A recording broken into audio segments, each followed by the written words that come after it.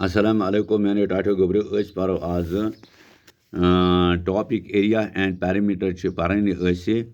तो आज परो यह प्रैक्टिस टाइम यह पेज 132 पे तुम वो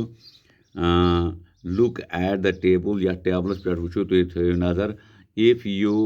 we are to write the area of each of these अगर तुम लिखान यमन हुंद क्या एरिया यम जन टेबलस मन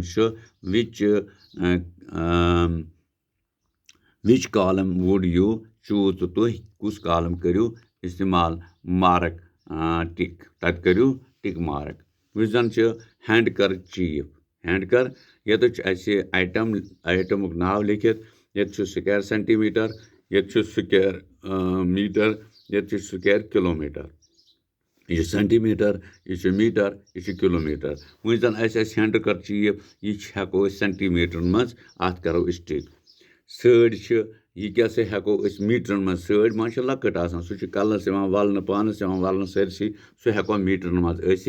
लिखित तो रबिग्रे पेज ऑफ योर बुक किताब हूँ पेज यह सेंटीमीटर यह मीटर मज गसित कह इथे कन स्कूल लैंड स्कूलस जन जमीन यह कमन मज स्क्वायर मीटर मज तौर फिक्रे कमन स्क्वायर मीटर मज यानी 50 फुट आसा 75 फुट आसा वगैरह आसे या मीटर आसा खोल या जोट छा ठीक तो यह हेको मीटर मज लिखित इथे कन टोटल लैंड ऑफ सिटी यानी कुन शहर जमीन यह हेको शहर लकुट कि सह बोड़ तो सह हेको किलोमीटर मज लिखित तो रुपये door of your classroom तुंद क्लासुक जन दरवाज सह हेको मीटरस मज लिखित क्या सेंटीमीटर खुद अलाव आसान चेयर सीट यह जन कुर्सी पे सीट आसान सह हेको सेंटीमीटर मज लिखित ना क्या कम से आसान फैलित इथे कन ब्लैक बोर्ड यह जन ये पे लेखा करान ठीक हाँ लबि आसान लगित तो सह हेको मीटर मज लिखित तमिच लंबाई या चौड़ाई इंडियन फ्लैग यह जन हिंदुस्तान नक्श यह फ्लैग हिंदुस्तानुक यह जन झंड तो ये हेको मीटरन मज यह हेको न किलोमीटर मज या सेंटीमीटर मज थवित कह यह हेको मीटरन मज थवित लैंड ओवर विच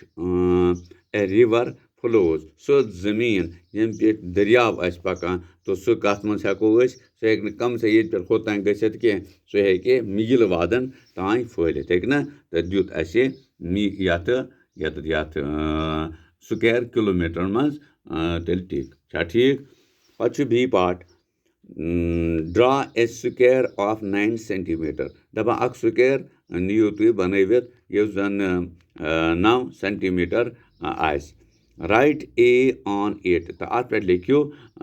तुम ए यानी 9 सेंटीमीटर यपर त यपर तुषो साइड ग 9 सेंटीमीटर आसन तो अत लिखियो पे ए क्या लिखियो a draw another square with double the side ब्याक स्क्वायर नीयू वो बनत अमुक यानी ये 9 सेंटीमीटर खुद क्या बनाओ 18 सेंटीमीटर प्रत कह साइड तो रोप फिक्रे राइट बी ऑन इट अत लिखो बी तो वो क्या करो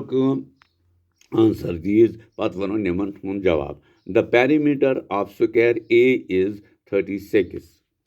दपा पेरीमीटर युस जन यह एयुक अम क्या पेरीमीटर पता तुम लेखान लंबाई जमा चौड़ाई ज़रबे 2 सह गो 9 तो 9 गई 18 ज़रबे 2 गई 36 अत यी तेल 36 सेंटीमीटर यह कह दुम the side of square B is 18 centimeter दपान यह जन साइड यमुक बी स्क्वायरुक यह 18 सेंटीमीटर तेल the area of square B is 324 square centimetre तेल अमुक एरिया कित करान लंबाई ज़रबे चौड़ाई यानी लंगित इंटू ब्रेडथ 18 ज़रबे 18 सह कोता यह 300 square centimeter area of square B is 2 times the area of square A क्या दपान यह जन स्क्वायर बी यह स्क्वायर बी यह 2 फिर कत कम किस एरियास बराबर युस जन स्क्वायर ए युक एरिया क्या वुच ये 9 गो क्या 81 तो यह 18 into 18 यह 324 इसलिए डबल यमुक डबल यथ जनाबो एरिया तम एरिया डबल स्क्वायर बी ठीक The perimeter of square B is 72 centimeter. Yus zan perimeter nimuk temuk B yuk तो यह 270 सेंटीमीटर कित कन अर्धा अर्धा गई 76 जरबे 2 गई 270 गई ना ठीक क्या लंबाई जुमा चौड़ाई जरबे गोस 2 यानी 2